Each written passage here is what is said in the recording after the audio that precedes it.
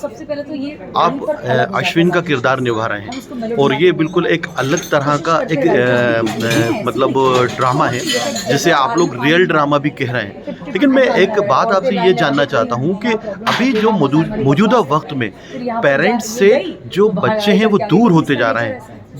जैसे अगर हम कहें कि शायद लंबा सवाल होगा कि अगर हम बात कहें कि पहले एक कमरे के अंदर 10-10 लोग रहते थे, लेकिन आज एक कमरा हमारे पेरेंट्स के लिए भारी पड़ रहा है और लोग उनको वृद्धाश्रम में छोड़ के आ रहे हैं। तो क्या मानते हैं आप?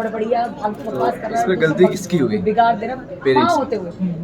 हालांकि बच्चे वो तो दिखाते हैं आपकी बहुत बोलती है, हमारी जिम्मेदारी होती है, हम बच्चों की जिम्मेदारी नहीं होती। हम उनको कैसे शिक्षा देते हैं? हालांकि मैं एक कश्मीरी ब्राह्मण में टेंट में पैदा हुआ हूँ, 12 साल इस्लाम में रहा हूँ, एक कमरे में रहा। इससे जो ये हमारा हॉल है, इससे भी छोटे कमरे में रहा हूँ, एक बहुत बड़ी फैमिली के साथ। तो ये आपकी अपब्रिंगिंग पे अभी क्या है, अभी पैसा है, अभी रिसोर्सेज है, तो हम लोग एक वेस्टर्न लाइफस्टाइल जी रहे हैं।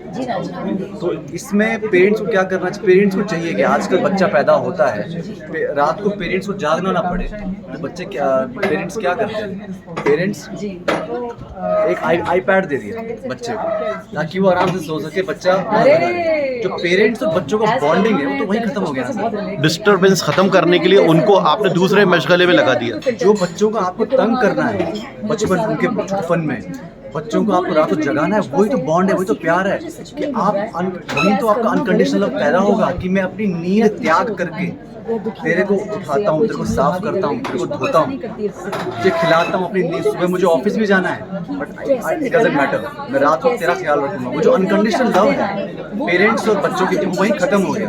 तो बच्चा क्यों एफर्ट डाले आगे जाके? बच्चा तो अलग होगा ही। अगर मेरा बेस्ट फ्रेंड मेरी माँ और मेरा बाप अभी भी है तो क्योंकि उन्होंने मेरे लिए वो सैक्रिफाइसेस किए हैं। It's give and take, be it parents का रिलेशनशिप बच्चों के साथ, बी इट्स एनी रिलेशनशिप, दोस्ती हो, लव अफेयर हो, it's give and take, two sided होता है, सिम्बायोसिस बोलते हैं हम इसको। मैं आपका करूँगा, आप मेरा करूँगा। मेरे माँ बाप ने मेरे लिए बहुत सैक्रिफाइसेस किए, मुझे बहुत सपोर्ट किए हैं। जब मैं नया एक्टर बना मुझे फाइनेंशियली सपोर्ट किया, एक जॉब छोड़ के मैं आया था, पैसा नहीं था, पापा ने सपोर्ट किया। तो मैं चाहे कितना भी बड़ा हो जाऊँ, कुछ भी हो जाऊँ, मैंने बाप का हाथ नहीं छोड़ा। ये मेरी अपब्रिंगिंग है, ये मेरे माँ बाप के संस्कार है मेरे अंदर। अगर आप दोगे अपने बच्चों को, जो आप अपने बच्चों को दोगे, बच्चे वो वापस करेंगे। स्प्रिंग है सर, आप जितना दबाओगे, जैसा दबाओगे वैसा वापस पड़ेगा।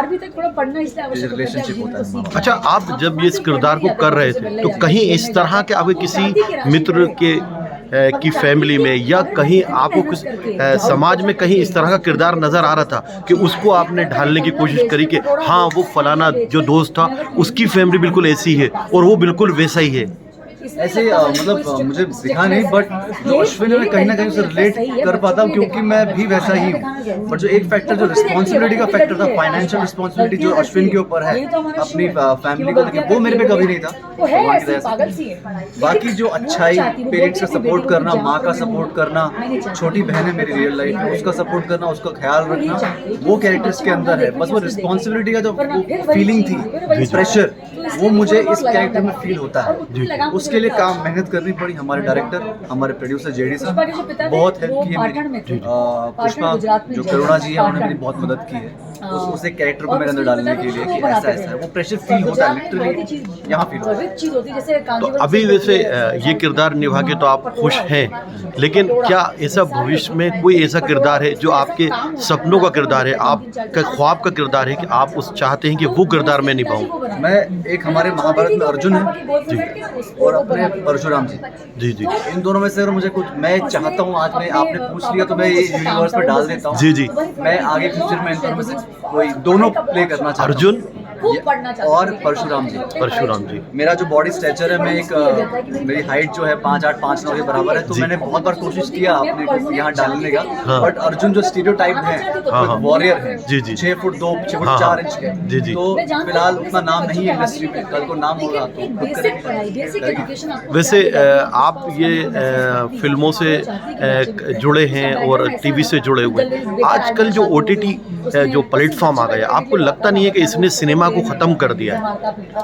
हाँ सर, एक्चुअली क्या है, सिनेमा खत्म तो नहीं हुआ सर, अच्छा कंटेंट कभी खत्म नहीं हुआ। जो फिल्में पिट रही हैं वो पहले भी पिटती थी सर, पहले भी पिटती थी, क्योंकि तब मीडिया में भी इतना स्ट्रॉन्ग, इतना एक्टिव नहीं था जितना आजकल है। आपके फोन में मीडिया है सर, तो आजकल हमको पता चल रहा है, अच्छा वो पिट गई, ये पिट गई। अभी क्या है, मैं अगर एक फिल्म देखने जा रहा हूँ बट उसका मैं पहले रिव्यू देखता हूँ थैंक्स टू मीडिया कैसी है। और अभी मेरे पास बहुत सारे प्लेटफॉर्म्स है पता करने के लिए मुझे जाके 300 रुपया इन्वेस्ट करना है या नहीं करना है। तो फिल्में पहले भी फ्लॉप होती थी और आज भी फ्लॉप हुई है। अच्छा कंटेंट कभी फ्लॉप नहीं होगा, beat TV, web.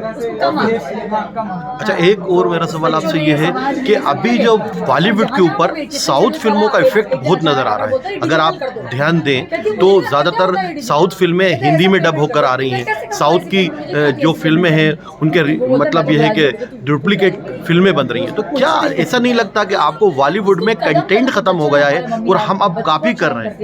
Actually Bollywood तो मतलब मैं उस पर काम करना चाहता हूँ मैं, हालांकि मैं ओपन हूँ साउथ इंडस्ट्री के लिए। साउथ इंडस्ट्री का एक जो मुझे रिसेंट बाहुबली के बाद चेंज दिखा हुआ था, एक ग्रैंडर था।